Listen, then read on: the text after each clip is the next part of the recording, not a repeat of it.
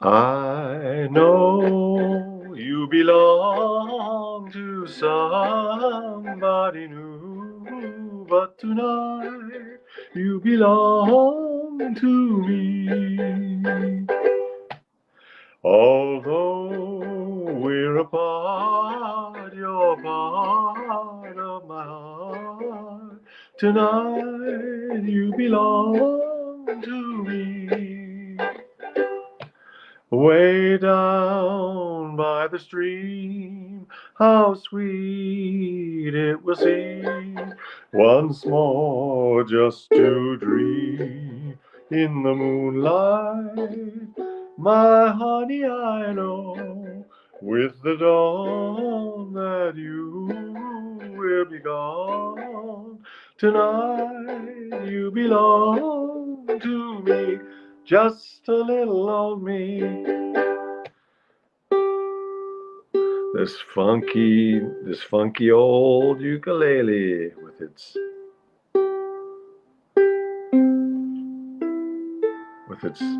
temperamental tuning.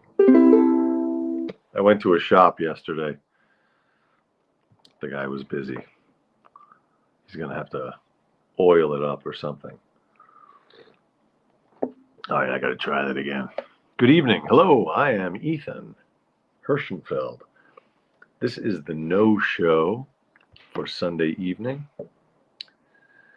I think it's just the 7th of July, but it feels like the I don't know. It feels like the 17th of February. I know you belong to somebody new. Let's try that again. I know you belong to somebody new, but tonight you belong to me. This is like last night. All these love songs, people are talking about who belongs to whom. I own you, you're mine, I'm yours, be mine, be yours, let's all be. There's a lot of misunderstanding about possession. Hello, everybody. Like I said, I'm Ethan. This is the nosho. Hello, everybody. Nice to see you. Yeah, that picture, that was tonight, the bay, this evening at around 6. I went for my swim, and the bay it had that beautiful glassy surface and reflecting the sky, which was very gray, blue. Yeah. Oh, wow, Blue Lady, you've had this song in your head. Well, me too. So here it is. Now I'm letting it out of my head. Basically, I know you belong to somebody new, but tonight you belong to me. Do-do-do-do-do-do. Although we're apart, you're part of my heart, but tonight you belong to me. Way down by the stream, how sweet it'll seem once more just to dream in the moonlight. My honey, I know with the dawn that you will be gone, but tonight you belong to me, just too little old me. Oh, hey, Dawn. Hey, Max. Oh, hey, what's up? Affecting Thai 449. Nice to see you. Hello. Tonight you belong to me. Yeah. I don't know. After the sip of this hot beverage, it makes me want to talk like this. That song is from 1926. Words by Billy Rose. Music by Lee David. I want to look these guys up. Billy Rose. Billy Rose. Oh, I guess it's a little bit of that kind of talk. It's a little bit of Jiminy Glick. He has a little bit of that quality. Billy Rose lyrics. Wah, wah, wah, da, da, da, da. Lyricist.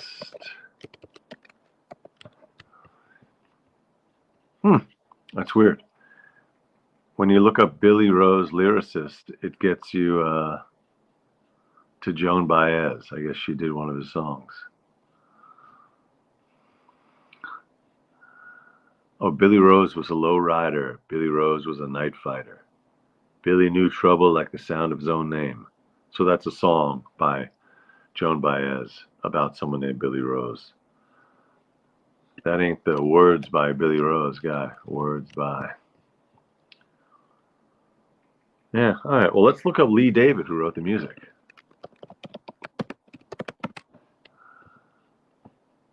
Not David Lee. Not David Lee Roth. There we go. Lee David, 1891 to 1978. He composed the Broadway stage scores for A Night in Venice and Broadway Nights. He went to City College in New York and then to Columbia University's Teachers College. He wrote songs for Greenwich Village Follies, Padlocks of 1927, Cotton Club Review, Ziegfeld Follies. He joined ASCAP, that's the Songwriters Union, in 1923. And Billy Rose was one of his main collaborators. Okay. He lived to the ripe old age of 86. And, oh, there it is. He's known for, on IMDb, for The Jerk, because there's a great rendition of that song, Tonight You Belong to Me.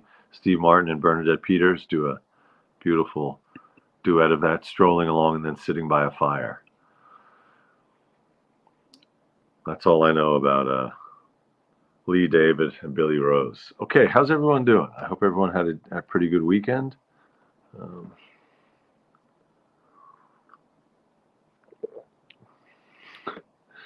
Oh, Astral Shoals. That's a mouthful, that comment. I'm going to read it. I like it.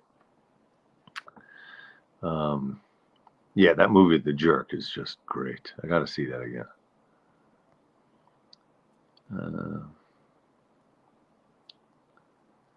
Dude, oh, what's up, Z? Aloha. We have Hawaii. Hawaii tuning in tonight. That's great. Astral Shoals says, the bigotry was misandry, palingenetic, ethno-nationalism, genocide, denial, and apartheid state appeasement. I wonder if you're referring to the lyrics in this song, when it's all about who belongs to whom.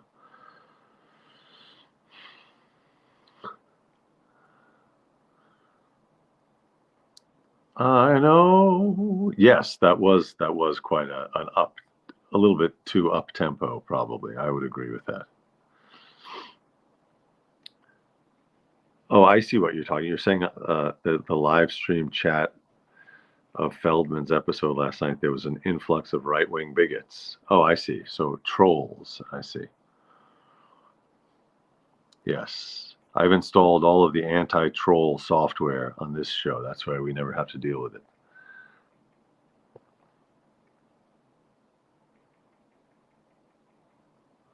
When I shake my foot, I can hear a clicking in the ceiling. That's how you know it's a house that's not earthquake proof. If you shake your foot and you hear the ceiling shake.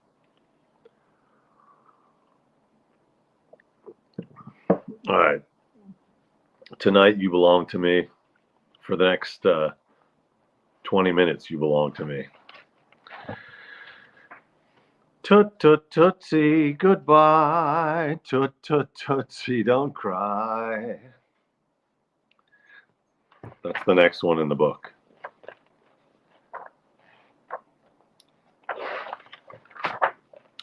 I want to report. I was very glad to discover that. In fact, my suspicion yesterday that the extra difficulty I was having doing my workout of doing that slow, long-distance butterfly swim, the extra difficulty I was experiencing in the fresh water was, in fact, a result, I'm pretty sure, of the buoyancy differential between the salt water in the bay and the fresh water in the pond, because I could barely make it to 100 in the pond, but I made it all the way up to 306 tonight. That was my all-time record. I'm trying to increase in a linear fashion, just increase 8 strokes a day, starting about 3 weeks ago at 100 and then going up 8 strokes a day. But I took a few days off and then I made a few bigger leaps. Today I made a bigger leap, so I made it up to 306. Here's the problem. I recommend this maybe if there are any math teachers in the audience, or if you know any math teachers, you might want to share this idea with them. What I noticed is that when I was swimming and I was feeling fine, I thought, I'm going to go longer than I planned. So then while swimming sort of vigorously, I'm having to do math in my head while swimming in the bay. I'm having to do math in my head and come up with multiples of the number 8, which doesn't really sound that complicated. But when you're focusing on breathing and swimming and seaweed and, possible aquatic predators, no, I wasn't focusing on that. But I was thinking okay, I was planning on doing 276. Was that a multiple? Is there a rule for multiples of 8? You know how for 7, I think there's an easy. I got to look this up. Rules for multiples of 8. If the last 3 digits of any number are divisible by 8, we're certain that it's a multiple of 8.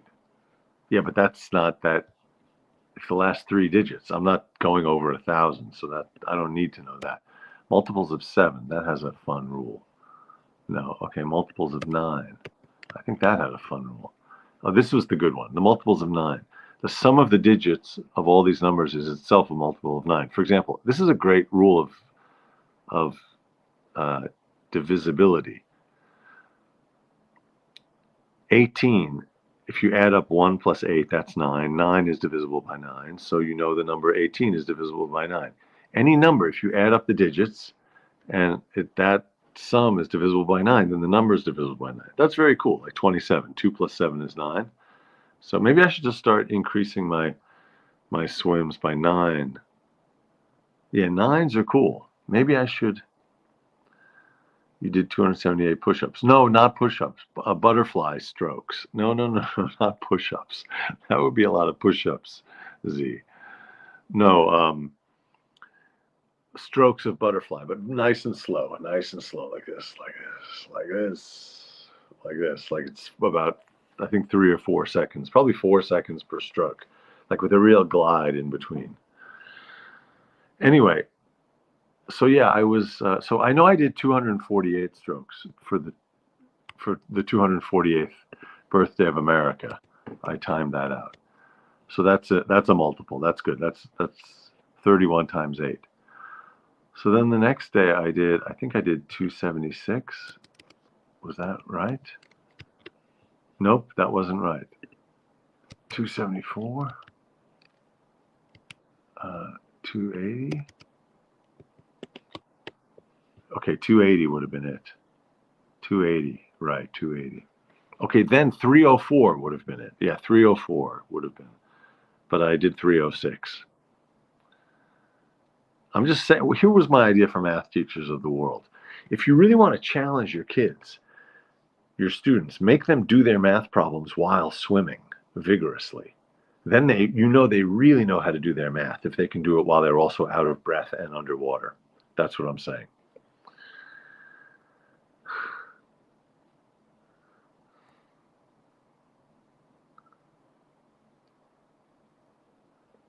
Stephanie, oh, you swam in an actual pool on the 4th for the first time in 20 years. That's incredible. Wow.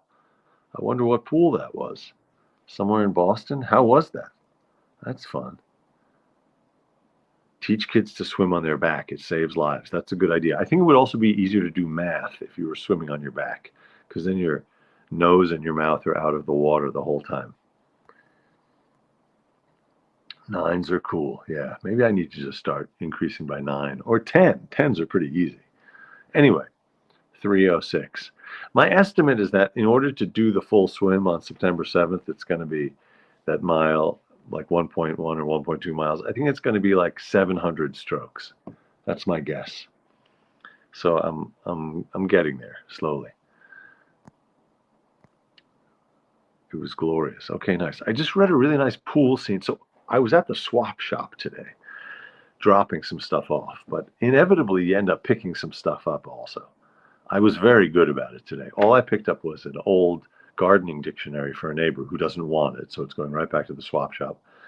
And I picked up a book of Shakespeare sonnets, a tiny little book, because I saw Judi Dench on an English chat show, on a BBC chat show.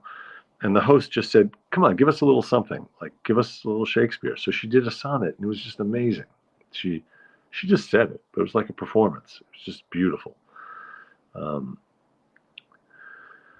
gotta look that up. I'm not sure. I don't remember which sonnet it was. I think it had something to do with high heels or legs or elbows. No, probably not. Okay, I got that. And then I got a copy of the book. When I switched schools in 7th grade, I went through a real upheaval because I left this parochial and went into this private school. And I knew that I had to change my ways. I had to change my evil ways. I had been a less than punctilious student. So then there it was, the fall of 1980, I think, and I was 11 years old, and I knew this was my chance to remake myself. So I got extremely serious about my studies at the beginning of 7th grade, extremely anxious, and also extremely effective at getting it all done and doing well. And the very, very, very first book that we read in English class that fall. Hey Z, that's very nice of you. Thank you. This man puts on a show for us every day. I really appreciate you. I appreciate you appreciating that I do this every day. Thank you. Hey, Rosalind, thank you. I was just recounting the tale of my personal reformation when I switched from a religious school to a secular school at the age of 11. So I knew this was my one chance to just, I got to straighten up and fly right and become a good student and shed my bad boy, shed the leather jacket and put on the tweed. So the first book that we had to read in English class was called A Separate Peace by John Knowles. Now, my reading level I was not up to speed. I was not a great reader, and I remember just really struggling. And I remember I think we had an assignment. It might have been our very first assignment in that school, which was to write a little essay about what the title of the book meant. And I wrote a whole essay, and I found it not too long ago because I have some old papers. I explained what the title of the book meant in this, 2-paragraph essay, but I spelled peace wrong. So I was explaining what a separate piece meant, thinking that it was a separate piece of something. So I explained, I did some literary analysis of the title, all the while having the title wrong. So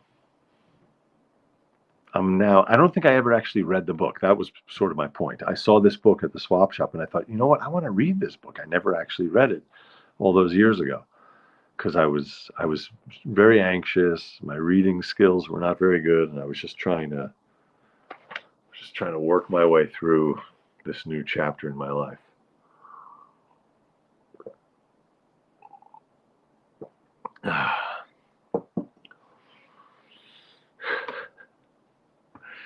Isn't the whole concept of a peace separateness? That's right, Z, only it wasn't that kind of peace. It's P-E-A-C-E. It's a separate piece. Anyway, it's a story. It's a good story. I'm in the middle of it now. I'm really enjoying it. In fact, I might finish it tonight after the show. It takes place at a prep school in New Hampshire in 1942 during World War II. That was my other. I misremembered the book. I thought it was a World War I story. So it's World War II. Yes, peace, exactly, peace. Shalom, salam. Mir in Russian, it's mir.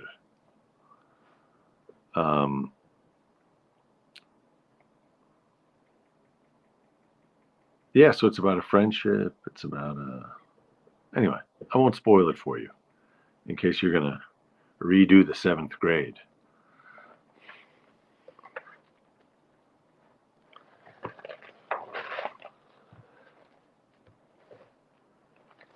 Dum dum dum dum dum dum dum dum dum dum dum dum dum.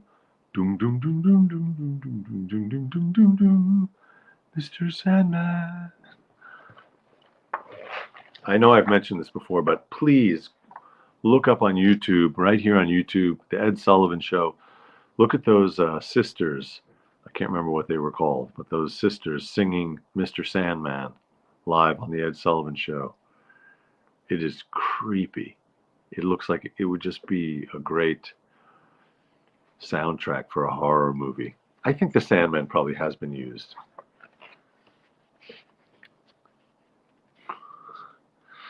I had my brother write a paper for me on the old. This is Mary in Chicago. Thank you, Mary, for chiming in. Oh, I have a great story about sibling plagiarism from college. I'm going to tell this after I read your comment. I had my brother write a paper for me on The Old Man and the Sea, and he got a B. I was frantic because I did not read it. Now, the question is, did your brother intentionally get a B because he didn't want to make it too obvious by handing in an A paper? Was there something where he was trying to write a few years younger than his current grade level, and to avoid detection he went a little too low? That's funny. Oh, Freddy Krueger was the Sandman. Interesting. Sandman is a Spider-Man villain. Look at that. So, okay. Sandman has had a life beyond the Ed Sullivan Show.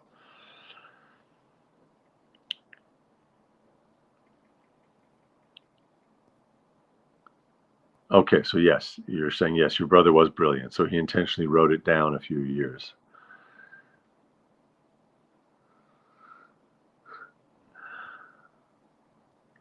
So here was the story in my school. In college, a classmate of mine had to take a leave of absence because it was detected that there had been some malfeasance, a little bit of plagiarism. What happened was this classmate of mine had a paper that was due, and instead of writing the paper, he realized that his own sibling had taken the same course just a couple of years earlier. So he had his sibling dig out her paper for the course, and he retyped it and handed it in. And then here's the amazing thing, because this is pre-internet. This is a few years before the advent of the World Wide Web. It happened to be the same teaching assistant. The teaching assistant read the paper and remembered that he had already read this very paper. So he smelled a rat, and the rat was caught in a little trap and then had to go away for a semester. But, that kind of thing happens. He ended up going on to be to have a very successful TV acting career. He was a star on some sitcom, and so he did fine for himself. Oh, the Chordettes. There it is, the Chordettes. Thank you, Jill. Yeah, look it up. The Chordettes singing Mr. Sandman on the Ed Sullivan Show, probably 1954 or something.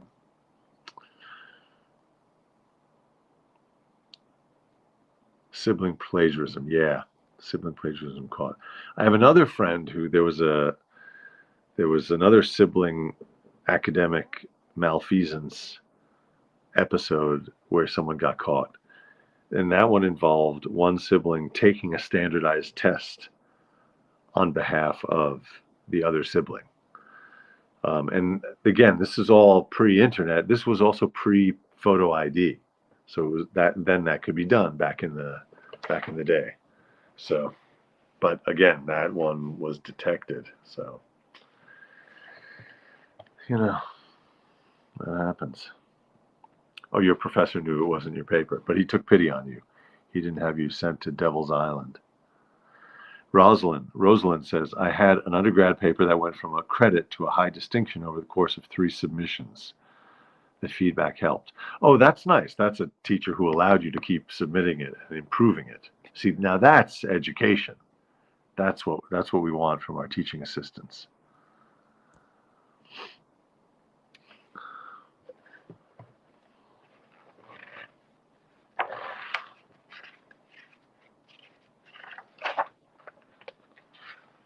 Yeah, it seems, I remember it was a very serious thing back in the day. Plagiarism was very serious. You would get yourself kicked out of school for doing that, or at least suspended for a while. But now it seems like it's open season. It's open season, not just for the students, but for faculty, even for the president of a university. Oh, this is a nice, let's do this number in honor of Mr. Otis, who invented the elevator. This is a Stephen Foster song from the very same year, 1854, a mere 170 years ago, when the elevator was debuted at that state fair or something, and when this song, Hard Times Come Again No More. Let us pause in life's pleasures and count the many tears, while we all sup sorrow with the poor. There's a song that will linger forever in our ears.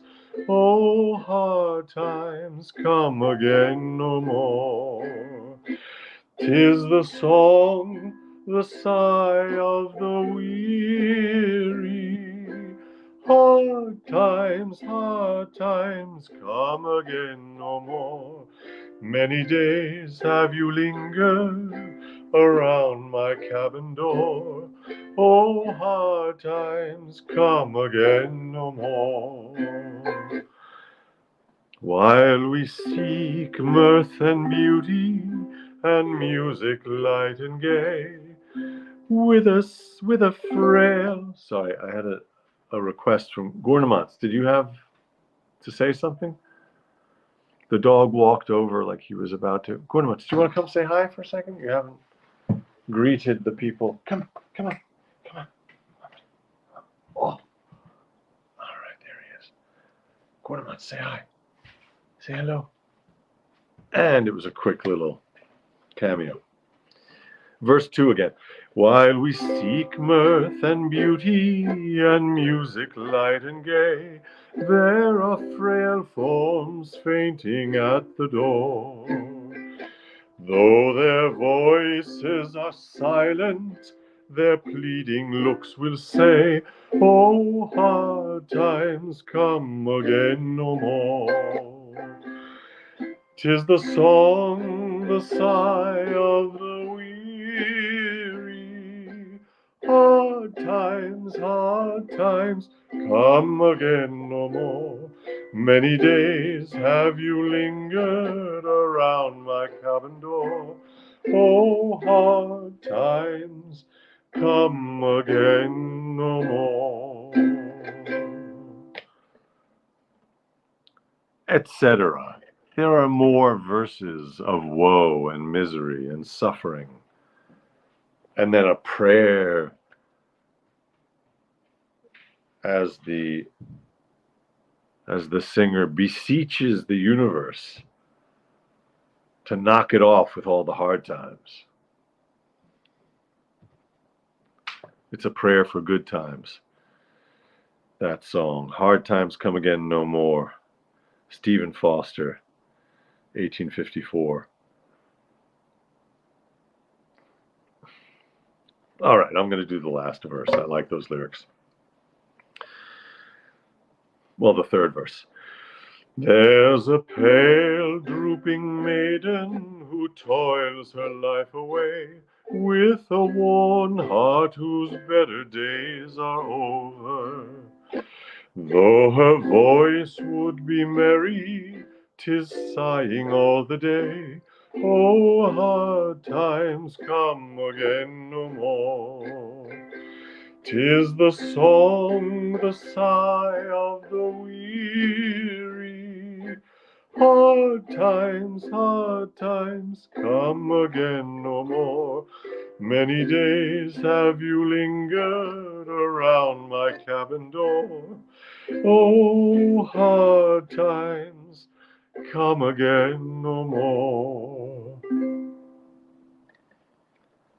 All right, that's a little wish for everybody, that the hard times stay away. Oh, let me make sure I didn't miss any. How's the blackout going? Oh, good question, Rick Jet. How's the news blackout going? Not going well so far. But it's at this point it's an intention, it's an aspiration, it's a mindset. So I think I've consumed a lot less. Let's say I've consumed a lot less news and that kind of stuff in the last 24 hours. So yeah, so I guess it is going okay. But if we're looking at it as a black and white blackout thing, I have not achieved news blackout.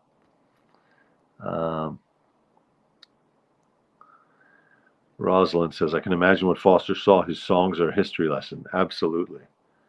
A rich song, a rich history in song.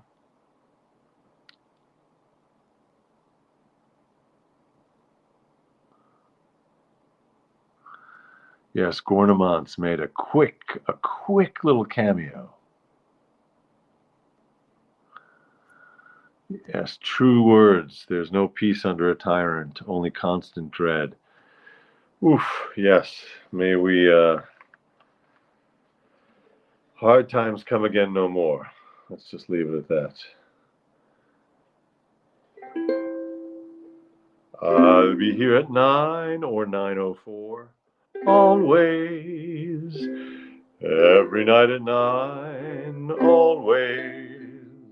When the things you've planned need a helping hand, I will understand. Always, always. Days may not be fair, always. That's when I'll be there, always. Not just for an hour, not just for a day, not just for a year, but always. I'll always be here, always here at 9 p.m. on the East Coast, 6 on the West Coast, 3 p.m. in Hawaii, and etc. Just go around the globe, keep subtracting hours as you head west.